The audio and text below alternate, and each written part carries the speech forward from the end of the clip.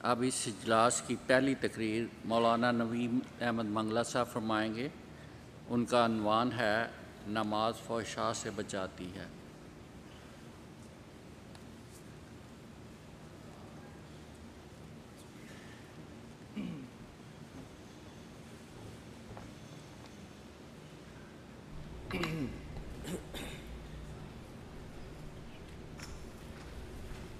السلام علیکم ورحمۃ اللہ وبرکاتہ۔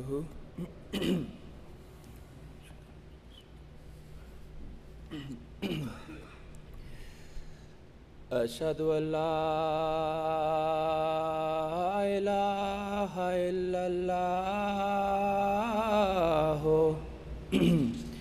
وحدہ لا شریک لہ واشہد ان محمدًا عبدہ ورسولہ۔ اما بعد فاعوذ باللہ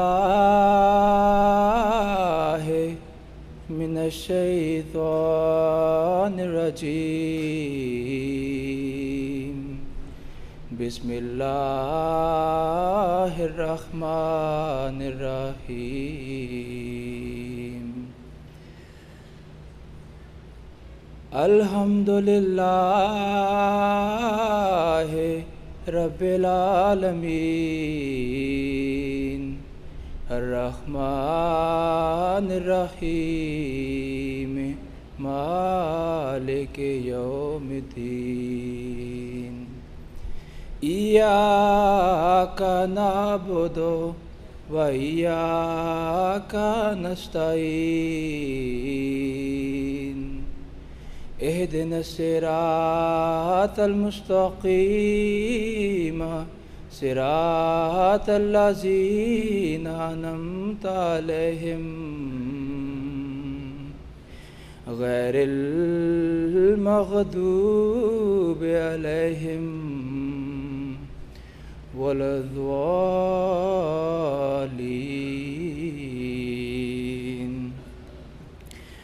واقم الصلاۃ ان الصلاۃ تنہی عن الفحشاء والمنکر ولذکر اللہ اکبر۔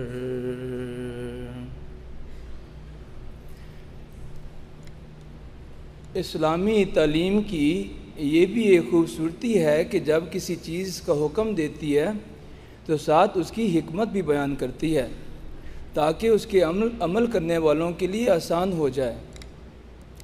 جو آیت میں نے آپ کے سامنے تلاوت کی ہے اس کا ترجمہ کچھ یوں ہے۔ خدا تعالیٰ فرماتا ہے کہ نماز کو قائم کر، یقیناً نماز بے حیائی اور ہر ناپسندیدہ بات سے روکتی ہے، اور اللہ کا ذکر یقیناً سب ذکروں سے بڑا ہے۔ اور یہی آج خاکسار کا عنوان ہے کہ نماز فحشاء سے کیسے بچاتی ہے۔ فاحشۃ سے مراد ہے کہ ہر ایسی ناپسندیدہ چیز، ہر ایسی معیوب چیز جو لوگوں کو بھی بری لگے، اور منکر اس برائی کو کہتے ہیں جو قول ہو یا فعل ہو جو خدا تعالیٰ کو ناپسند ہو۔ لہٰذا اس آیت میں خدا تعالیٰ یہ دعویٰ فرما رہا ہے کہ جو بھی نماز کو ادا کرے گا، اس کو قائم کرے گا، تو اس کے یہ دونوں قسم کے گناہ خدا تعالیٰ مٹا دے گا۔ ایک شخص حضور صلی اللہ علیہ وسلم کے پاس آیا اور اس نے کہا کہ یا رسول اللہ صلی اللہ علیہ وسلم، میں نے ایک ایسا گناہ کیا ہے کہ مجھ پر حد واجب ہوتی ہے، لہٰذا مجھے کوئی سزا دیں۔ اور ساتھ ہی نماز کا وقت ہو گیا تو آپ صلی اللہ علیہ وسلم نے اسے کہا کہ آؤ ہمارے ساتھ نماز پڑھو۔ جب نماز پڑھ لی تو اس نے پھر حضور صلی اللہ علیہ وسلم سے یہی سوال کیا کہ یا رسول اللہ صلی اللہ علیہ وسلم، مجھ سے ایک ایسا گناہ ہو گیا ہے کہ مجھ پر حد واجب ہوتی ہے، میرے لیے کوئی سزا تجویز کریں۔ تو آپ صلی اللہ علیہ وسلم نے فرمایا کہ کیا تم نے ہمارے ساتھ نماز نہیں پڑھی؟ تو اس نے کہا کہ ہاں یا رسول اللہ صلی اللہ علیہ وسلم پڑھی ہے۔ تو آپ صلی اللہ علیہ وسلم نے فرمایا کہ جس نے بھی نماز پڑھی خدا تعالیٰ مٹا دیتا ہے اس کا گناہ اور ختم کر دیتا ہے اس کی حد۔ لیکن سوال یہاں پر یہ پیدا ہوتا ہے کہ نماز تو ہم میں سے اکثر پڑھتے ہیں، اگر 5 نمازیں نہیں تو 4 یا 3 2 کم از کم 1 نماز تو ہم میں سے تقریباً سارے ہی پڑھتے ہوں گے، تو ہم برائیوں سے کیوں نہیں بچتے؟ دیکھیں، اگر آپ بازار میں جاتے ہیں اور کوئی چیز خرید کر لاتے ہیں اور اس چیز کے ساتھ کوئی گارنٹی بھی ہو اور پھر آپ گھر میں لاتے ہیں وہ کام نہ کرے، تو اس کی 2 ہی وجوہات ہو سکتی ہیں۔ یا تو آپ کو اس چیز کو استعمال کرنے کا طریق نہیں آتا، یا جس شخص نے اس کی گارنٹی دی ہے وہ خراب ہے۔ جہاں تک نماز کا تعلق ہے، اس کی گارنٹی خدا تعالیٰ خود دے رہا ہے اور فرما رہا ہے کہ میں یقیناً کہتا ہوں کہ جو بھی نماز پڑھے گا اس کی برائی دور ہو جائے گی۔ اگر اس کے باوجود بھی نہیں دور ہوتی تو اس کا مطلب ہے ہم اس طریقے سے پڑھ نہیں رہے جس طرح خدا تعالیٰ چاہتا ہے کہ ہم اس کو پڑھیں۔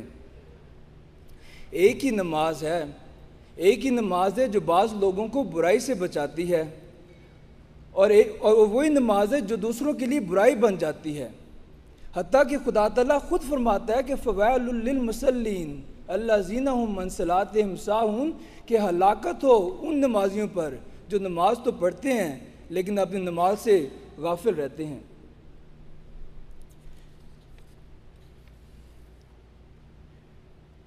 حضرت مسلم موعود رضی اللہ عنہ یقیمون الصلاۃ کی تفسیر کرتے ہوئے فرماتے ہیں کہ جب خدا تعالیٰ قرآن مجید میں فرماتا ہے کہ نماز کو قائم کرو تو اس سے کیا مراد ہو سکتی ہے؟ آپ اس کے 6 معنی بیان کرتے ہیں۔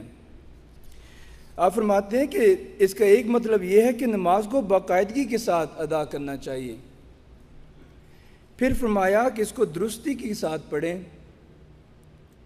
پھر آپ فرماتے ہیں کہ نماز کی حفاظت کرنی چاہیے، اور نمبر 4 پر فرماتے ہیں کہ صرف خود نہیں بلکہ دوسروں کو بھی اس کی ترغیب دینی چاہیے، اور پھر فرماتے ہیں کہ نماز ایسی ہو کہ جو باجماعت ادا کی جائے، اور آخر پر فرماتے ہیں کہ ایسی نماز ہو جو ہوشیاری اور چستی کی حالت میں پڑھیں گے۔ اگر ایسی حالت ہوگی، اگر ہماری نمازیں اس طرح کی ہو جائیں گی تو پھر واقعی ہماری نمازیں ہمیں گناہ سے بچائیں گی۔ اور کیوں نہیں بچائیں گی؟ حضور صلی اللہ علیہ وسلم ایک دفعہ مثال دیتے ہوئے یہ فرماتے ہیں کہ دیکھو، اگر کسی شخص کے گھر کے ساتھ ایک نہر بہہ رہی ہو اور وہ شخص اس نہر میں 5 مرتبہ دن میں نہاتا ہو تو کیا اس کے اوپر کوئی میل رہ سکتی ہے؟ فرمایا اس شخص کی حالت یہی ہے کہ جو 5 مرتبہ نماز پڑھتا ہے، کیا اس کی جو روح ہے وہ گندی رہ سکتی ہے؟ نہیں رہ سکتی۔ جہاں تک آپ صلی اللہ علیہ وسلم کی اپنے نمازوں کا تعلق ہے، آپ صلی اللہ علیہ وسلم فرمایا کرتے تھے کہ نماز تو میری آنکھوں کی ٹھنڈک ہے، اور پھر فرمایا کہ الصلاۃ مراج المومن، کہ نماز ایک مومن کا معراج ہے، اور یہاں تک بھی آپ صلی اللہ علیہ وسلم نے فرمایا کہ جو شخص نماز کو چھوڑتا ہے وہ شرک اور کفر کے زیادہ قریب ہو جاتا ہے۔ قرآن مجید کے ایک اور آیت میں خدا تعالیٰ یہ فرماتا ہے کہ اقم الصلاۃ لذکری، یعنی جب تم نماز کو قائم کرو تو نماز کو میری خاطر پڑھو۔ اور اسی طرح حضور صلی اللہ علیہ وسلم نے بھی بیان کیا کہ احسان جو سب سے بہترین نیکی ہے، فرماتے ہیں کہ وہ ہے کہ جب تم نماز کو پڑھو تو تم ایسا محسوس کرو جیسے خدا تعالیٰ تمہارے سامنے کھڑا ہے، اور اگر یہ احساس تمہارے اندر نہیں پیدا ہو سکتا تو کم از کم تمہیں یہ علم ہو کہ خدا تعالیٰ تمہیں دیکھ رہا ہے جب تم نماز پڑھ رہے ہو۔ اور آپ صلی اللہ علیہ وسلم ہمیشہ اپنے صحابہ کو یہی ترغیب دلایا کرتے تھے، یہی تلقین کیا کرتے تھے کہ جب بھی نماز کو پڑھو، نماز کو دل سے ادا کرو۔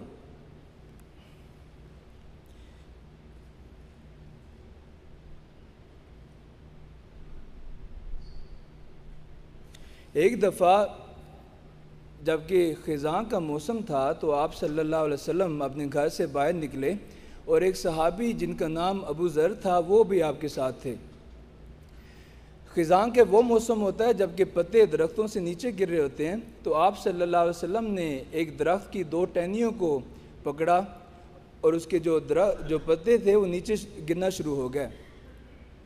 تو یہ جب ہوا تو آپ صلی اللہ علیہ وسلم نے حضرت ابو ذر کو مخاطب ہو کر کہا کہ اے ابو ذر، جب ایک شخص خدا تعالیٰ کے حضور خالص ہو کر نماز کو قائم کرتا ہے تو جھڑتے ہیں اس کے گناہ جس طرح اس درخت کے پتے جھڑ رہے ہیں۔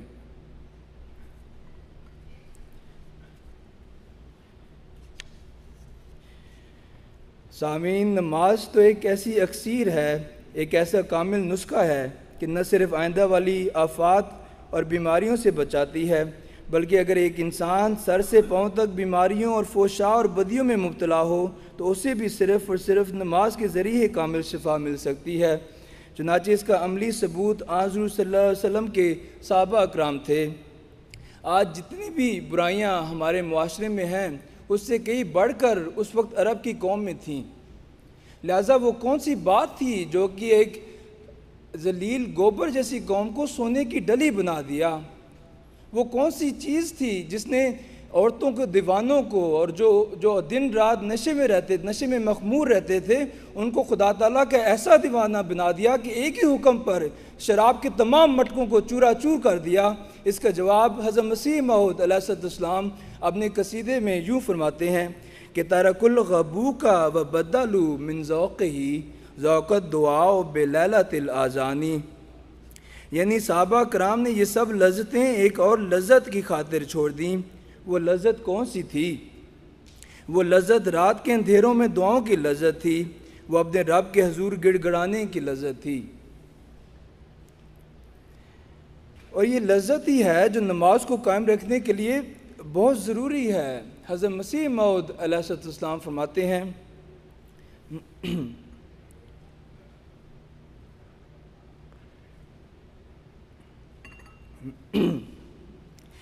آپ علیہ السلام فرماتے ہیں کہ انسان کی زاہدانہ زندگی کا بڑا بھاری معیار نماز ہے۔ وہ شخص جو خدا کے حضور نماز میں گریا رہتا ہے، امن میں رہتا ہے، جیسے ایک بچہ اپنی ماں کی گود میں چیخ چیخ کر روتا ہے اور اپنی ماں کی محبت اور شفقت کو محسوس کرتا ہے، اسی طرح نماز میں تضرع اور ابتحال کے ساتھ خدا کے حضور گڑ گڑانے والا اپنے آپ کو ربوبیت کی عطوفت کی گود میں ڈال دیتا ہے۔ یاد رکھو، اس نے ایمان کا حظ نہیں اٹھایا جس نے نماز میں لذت نہیں پائی۔ حضرت خلیفۃ المسیح رابع رحمہ اللہ علیہ لذت کے مضمون کی تشریح کرتے ہوئے فرماتے ہیں کہ نماز میں لذت ہے، یہ ایسی کوئی چیز نہیں ہے جو ہمیں خود ہی بناوٹی طور پر پیدا کرنے کی ضرورت ہے۔ فرمایا کہ نماز میں پہلے سے لذت موجود ہے، ہمیں چاہیے، اگر ہم لذت کو نہیں پاتے تو یہ ہمارا قصور ہے۔ آپ نے اس کی مثال اس طرح دی، فرماتے ہیں کہ اگر کسی کے سامنے ایک شاندار کھانا رکھ دیں تو اگر اس کھانے کو وہ اسے لطف نہ اٹھا سکے تو آپ یہ نہیں کہیں گے جاؤ جا کے دوبارہ کھانے کو بنا کر لاؤ، بلکہ آپ کہیں گے کہ اس شخص کا علاج کرو جو اسے مزہ نہیں اٹھا پا رہا۔ اسی طرح فرمایا کہ نماز میں پہلے سے لذت ہے، ہمیں چاہیے کہ اس لذت کو ڈھونڈیں، اور اس کا کیا طریق ہے؟ حضرت پیر سراج الحق نعمانی صاحب رضی اللہ عنہ جو حضرت مسیح موعود علیہ السلام کے صحابی تھے، انہوں نے ایک دفعہ آپ علیہ السلام سے یہی پوچھا کہ حضور نماز میں شوق اور لذت کیسے پیدا کریں؟ آپ علیہ السلام نے ان سے پوچھا کہ آپ کبھی اسکول میں پڑھے ہیں؟ تو انہوں نے جواباً کہا کہ جی حضور پڑھا ہوں۔ پھر حضور علیہ السلام نے فرمایا کہ کبھی تمہارے استاد نے تمہیں کان پکڑوائے ہیں؟ تو انہوں نے جواباً کہا کہ جی حضور پکڑوائے ہیں۔ پھر حضور علیہ السلام فرمایا کہ چلیں اپنا قصہ بتائیں کہ پھر کیا ہوا؟ تو وہ آگے سے بتاتے ہیں کہ جب میں نے کان شروع میں پکڑے تو کچھ دیر تو میں پکڑ کر کھڑا رہا لیکن تھوڑی دیر بعد مجھے درد پیدا ہو گئی۔ جب درد پیدا ہوگی تو ساتھ ساتھ میرے پسینہ بھی شروع ہو گیا۔ جب پسینہ آیا تو میں رونا بھی شروع ہو گیا۔ جب یہ حالت میرے استاد نے مجھے اس حالت پر دیکھا تو وہ میرے پاس آیا اور مجھے کہتا ہے کہ آپ تم کان کو چھوڑ دو اور آرام سے بیٹھ جاؤ اور آئندہ سے سبق یاد کر کے آنا۔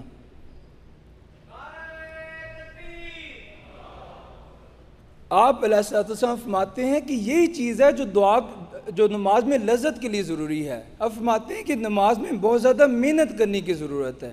اگر آپ بار بار محنت کریں گے اور فرمایا کہ بار بار اہدنا الصراط المستقیم کی دعا پڑھیں گے تو عنقریب خدا تعالیٰ تمہارے ساتھ رحمت کے ساتھ رجوع کرے گا اور تمہیں وہ لذت عطا کر دے گا۔ یہ طریقہ ہے کہ نماز میں لذت کیسے پاتے ہیں۔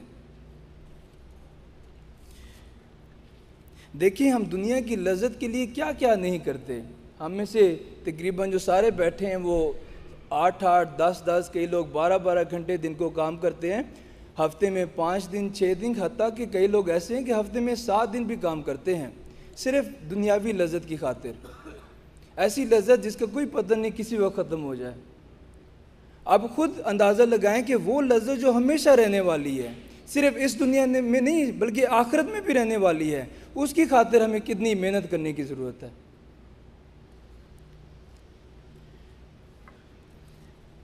اور ہمیں کوشش کرنی چاہیے کہ اس حقیقی نماز کو حاصل کریں. حقیقی نماز کیا ہے؟ حضرت مسیح موعود علیہ السلام فرماتے ہیں نماز اس وقت حقیقی نماز کہلاتی ہے جب کہ اللہ تعالیٰ سے سچا اور پاک تعلق ہو اور اللہ تعالیٰ کی رضا اور اطاعت میں اس حد تک فنا ہو اور یہاں تک دین کو دنیا پر مقدم کر لے کہ خدا تعالیٰ کی راہ میں جان تک دے دینے اور مرنے کے لیے تیار ہو جائے. جب یہ حالت انسان میں پیدا ہو جائے اس وقت کہا جائے گا کہ اس کی نماز نماز ہے. مگر جب تک یہ حقیقت انسان کے اندر پیدا نہیں ہوتی اور سچے اخلاص اور وفاداری کا نمونہ نہیں دکھلاتا اس وقت تک اس کی نمازیں اور دوسرے اعمال بے اثر ہیں. دیکھیں جب ہم اس حقیقی نماز کو پہنچ جائیں گے تو پھر ہماری نمازوں کی خدا تعالیٰ خود حفاظت کرے گا. حضرت غلام رسول راجگی صاحب رضی اللہ عنہ جو حضرت مسیح موعود علیہ السلام کے بہت بڑے چوٹی کے صحابی تھے، وہ فرماتے ہیں کہ ایک دفعہ میں ایک جگہ پر گیا تبلیغ کے لیے تو ہم مغرب کے بعد ہی لوگوں کے ساتھ آپ بیٹھ گئے اور وہ سیشن فرماتے ہیں کہ اتنا زیادہ لمبا ہو گیا کہ رات کے 12 بج گئے. اور فرماتے ہیں کہ جب میں واپس گھر آیا تو اتنی مجھ پر نیند طاری تھی کہ میں عشاء کو پڑھے بغیر ہی سو گیا. فرماتے ہیں کہ جب میں سو گیا تو خواب میں خدا تعالیٰ نے مجھے یہ دکھایا کہ حضرت مسیح موعود علیہ السلام آپ کے پاس تشریف لاتے ہیں اور آپ کے مخاطب ہو کر فرماتے ہیں کہ آپ نے تبلیغ تو خوب کی ہے اور یہ بات باعث مسرت ہے، لیکن نماز عشاء کو سونے سے پہلے ادا کرنا چاہیے.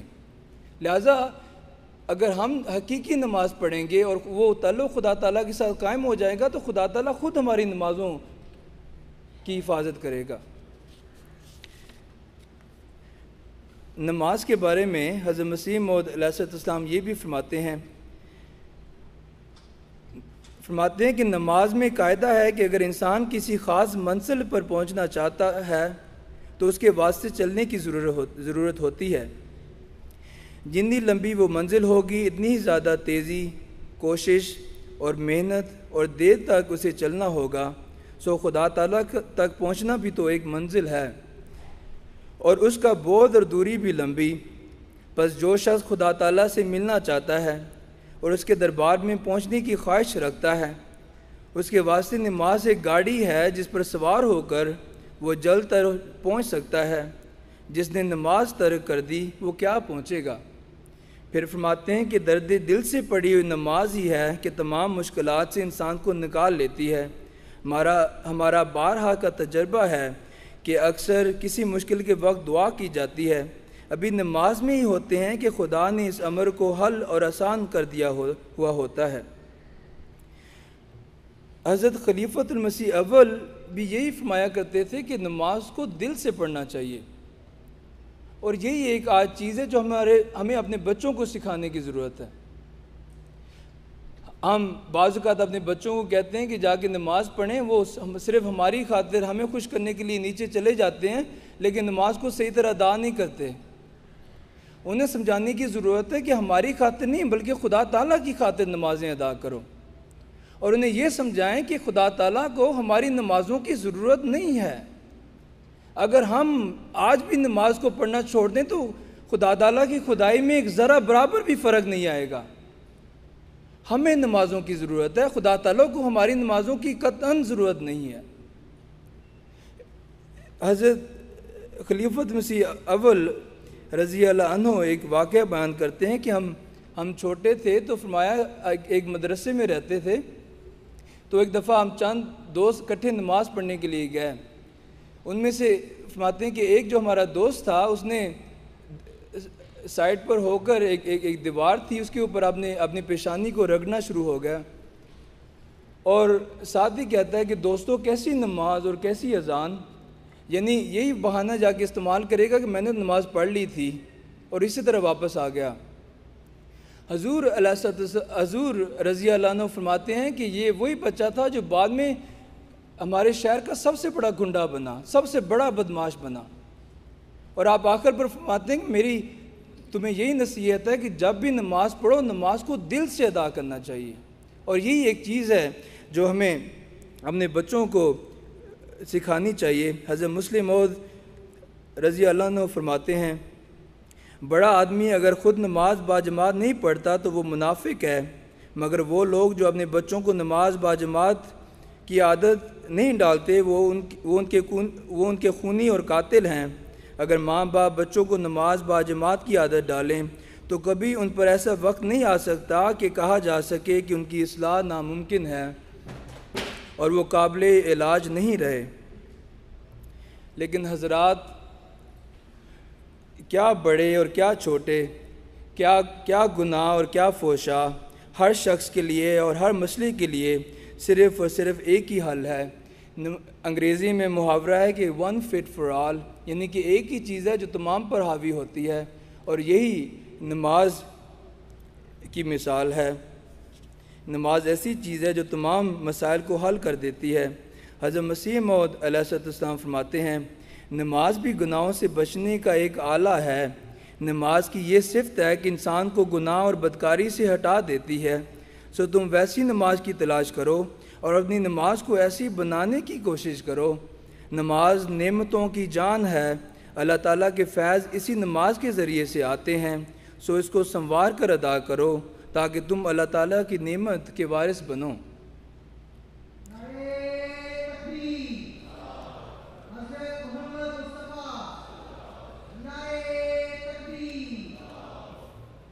جہاں تک حضرت مسیح موعود علیہ السلام کی اپنی ذات کا تعلق ہے، آپ کو بچپن سے ہی نماز سے عشق تھا، یہاں تک کہ دوسرے لوگ بھی اس چیز کو محسوس کرتے تھے اور آپ کو مسیتڑ کے نام سے پکارا کرتے تھے۔ بعد میں آپ صحابہ کرام کو اسی چیز کا بار بار حکم دیتے تھے کہ نماز کو ادا کرنا چاہیے۔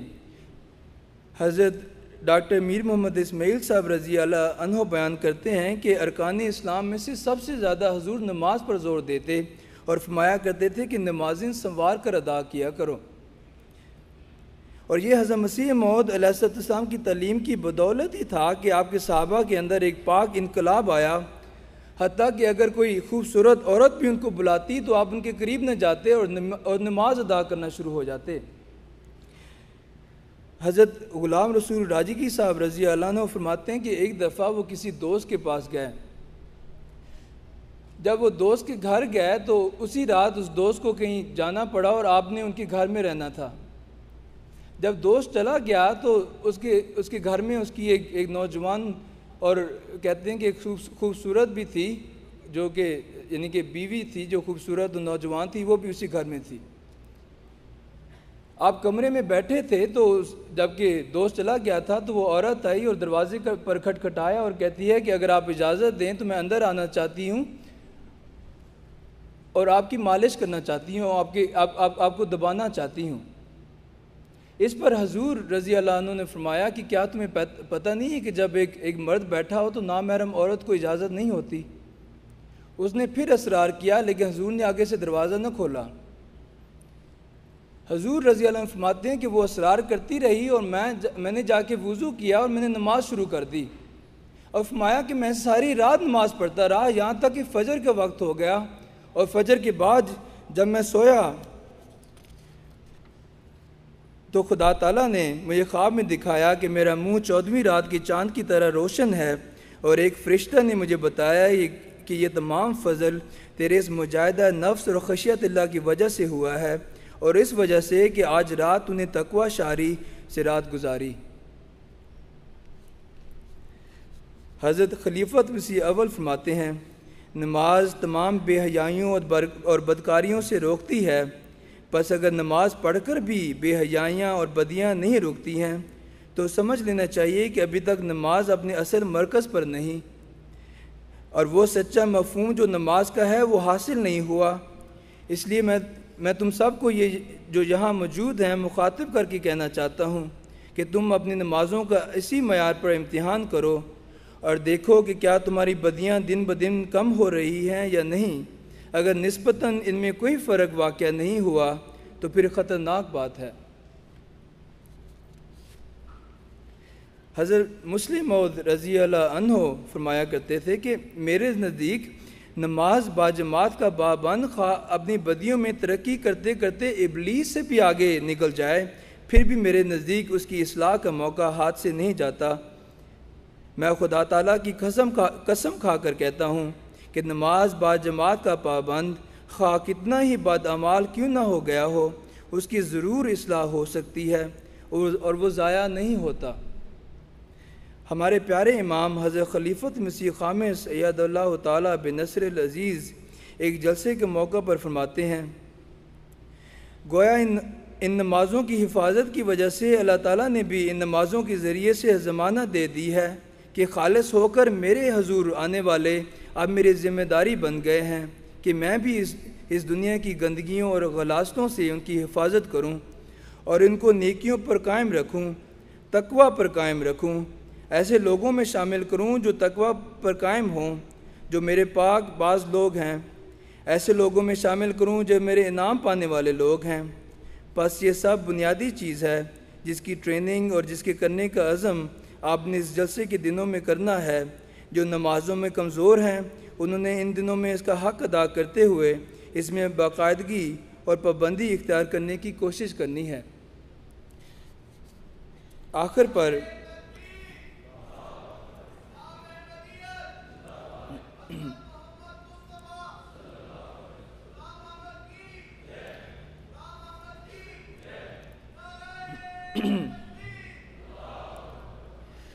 پر اپنی تقریر کو حضرت خلیفۃ مسیح رابع رحمہ اللہ علیہ کے ایک اقتباس پر ختم کرتا ہوں۔ آپ فرماتے ہیں کہ حضرت مسیح موعود علیہ السلام کو 3 فروری 1906 کو ایک ایسی رات اعلام ہوا جبکہ بادل نہایت زور سے گرج رہے تھے اور خدا تعالیٰ کی ایک رنگ میں بیرونی طور پر قہری تجلی کا نظارہ تھا۔ اس وقت حضرت مسیح موعود علیہ السلام کو الہام ہوا کہ اٹھو، نمازیں پڑھیں اور قیامت کا نمونہ دیکھیں۔ آپ فرماتے ہیں کہ پس اگر آپ دنیا کو بیدار کرنے کے لیے اور احمدیت کی طرف متوجہ کرنے کے لیے خدا تعالیٰ سے ایک عظیم الشان نشان چاہتے ہیں کہ دنیا قیامت کا نمونہ دیکھے اور حضرت مسیح موعود علیہ السلام کی سچائی روز روشن کی طرح ظاہر ہو جائے اور سارے اندھیرے جو تکذیب کے پھینکے جا رہے ہیں وہ سارے چھٹ جائیں، جس طرح سورج چڑھتا ہے تو رات کے لیے بھاگنے کے سوا مقدر کچھ نہیں رہتا، اسی طرح حضرت مسیح موعود علیہ السلام کی تکذیب میں جتنا ظلم پھیلایا جا رہا ہے، جتنی تاریکیاں پھیلائی جا رہی ہیں، خدا سے ایسا نشان مانگیں جو سورج کی طرح چڑھے اور ان تاریکیوں کا تار پود بکھیر کر رکھ دے۔ وہ کیسے حاصل ہوگا؟ الہاماً خدا تعالی نے خود بیان فرما دیا کہ اٹھو، نمازیں پڑھیں اور قیامت کا نمونہ دیکھیں۔ خدا تعالی ہم سب کو اس کی توفیق عطا فرمائے۔ اللہم صلی علی محمد و بارک وسلم، انک حمید مجید۔ جزاکم اللہ۔